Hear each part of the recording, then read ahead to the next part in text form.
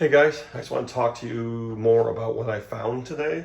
So I was out looking for telegraph poles. Well, I really wasn't looking for anything, but I did see some telegraph poles today. I was trying to walk that abandoned Rock Island line, which has been legally abandoned since I believe 1980. I don't know if Farm Rail owns it or the state owns it. I know they were supposed to be using that for something else, but since 1980, everything's grown in now.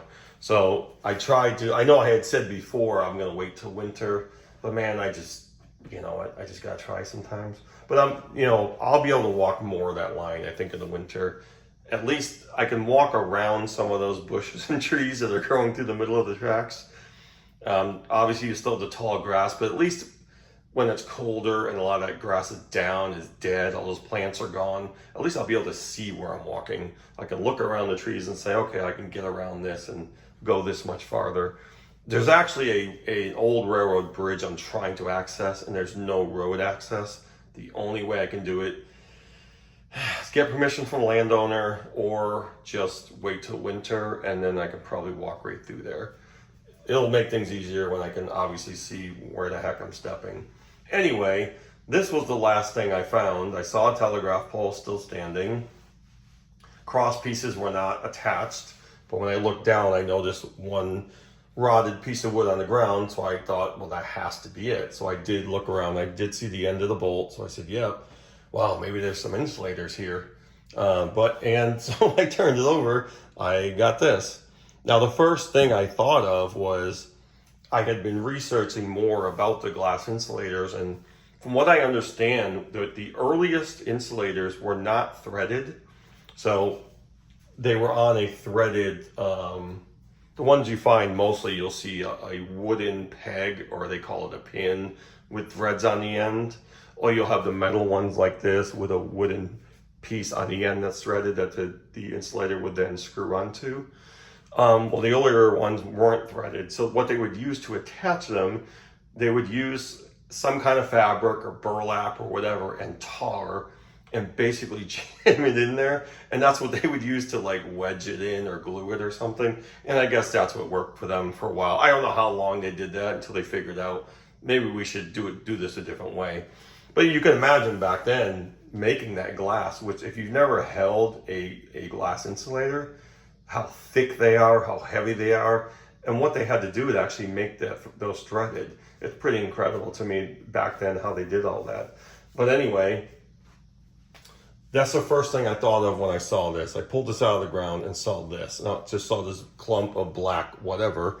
Didn't know the material, didn't know what it was. I'm like, and I think I said it in the video, is this something they use to kind of wedge inside the insulator? No idea. So I said, thought to myself, well, wait till you get home, So I got home because I couldn't see anything. It's really clear sunny day. You got the sun, you got the shade, you're in the grass, in the woods, whatever. I can't read the thing. Got it home, realized, okay, it is some kind of thick rubber, and cleaned it off. And I did see some lettering on it. So what I read on here, and I don't know if you can see that, it actually says Continental, and underneath Rubber Works. So I did research that company. Continental Rubber Works was out of Erie, Pennsylvania. Now, obviously they made rubber products. I didn't know the years they actually made these. From what I gather, it could have been anywhere from the 1930s to the 1970s. I'm seeing numbers, years all over the place, but that's what I gathered from it. So then I read on the other side, I'm looking for more lettering or a year or whatever.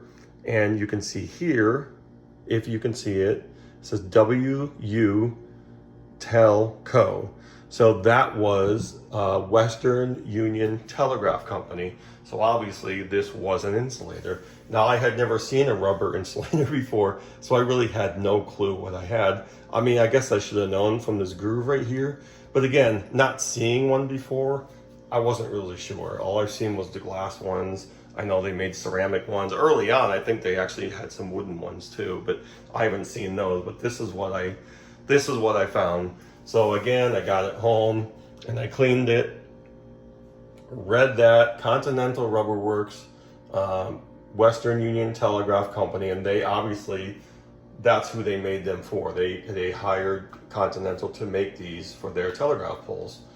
And what they made these for, the reason why they made these is people, I guess they used to like shooting the glass insulators or throwing rocks at them and stuff. Ever since I started finding these things over a year ago, that's what people tell me. Oh yeah, we used to smash those things out in the road, and we used to throw rocks at them and shoot them. I'm like, oh my god.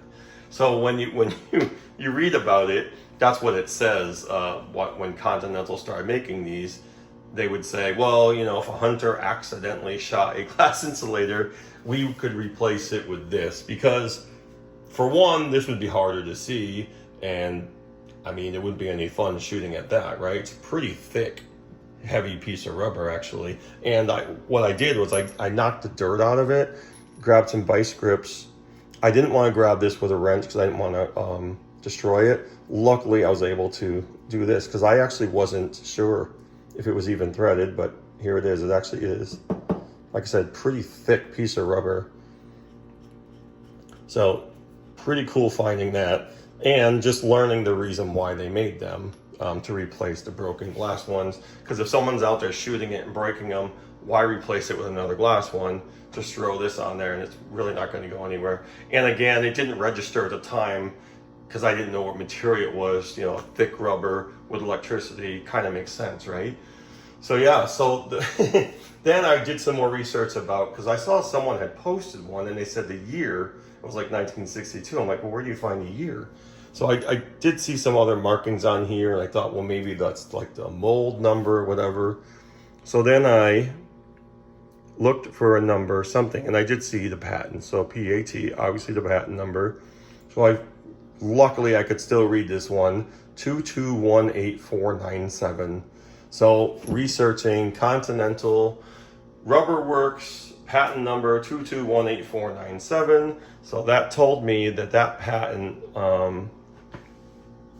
they got the patent to make these on October 15th, 1940. That's when the patent was issued. So made in 1940, possibly. I don't know how long after they patented, if they started making them immediately, I have no clue. And I don't know when that was actually placed on a telegraph pole. But again, if you look up the Rock Island Railroad, you'll see, you know, when that started. And again, that was abandoned in 1980. So it's been sitting out there for quite a long time. And even though it's thick rubber, I'm actually surprised it really wasn't that dirty. It was just a little bit of dirt in here. And when I cleaned it off, you can clearly read the print. So yeah, that's what it was. That's all I wanted to show you. So I got home, did the research, cleaned it off, and now I know what I have. I figured I would take it. It's underground, the wood's rotted, and you know, it's just gonna sit there forever, but that's okay. I figured I'd grab one. Hoping to find some more glass ones, but that's pretty difficult to do. The ones that are on top of the poles, yeah, I'm not gonna, you know, reach up or climb up or do whatever to grab them. Just leave them there. They're in pretty good shape still. But anyway, I just wanted to show you guys what I had. I don't know. Let me know if you've seen these. I love the comments. That's where I get most of my information. If you found any of these, if you've ever heard of that company, Continental Rubber Works out of Erie, Pennsylvania. We all know about Western Union and what they do now, but it was just interesting to find all that just on a whim. I mean, when I first looked down at the piece of wood, I wasn't even going to touch it. I'm like, well, it's so rotted, there's not going to be anything on there, but I just had to see, and you'll see in the last video, turned it over and that was standing there. So yeah, I think it's a pretty cool find, and it's something to talk about. So again, leave me some comments, let me know what you think, and I'll be seeing you soon. Take care.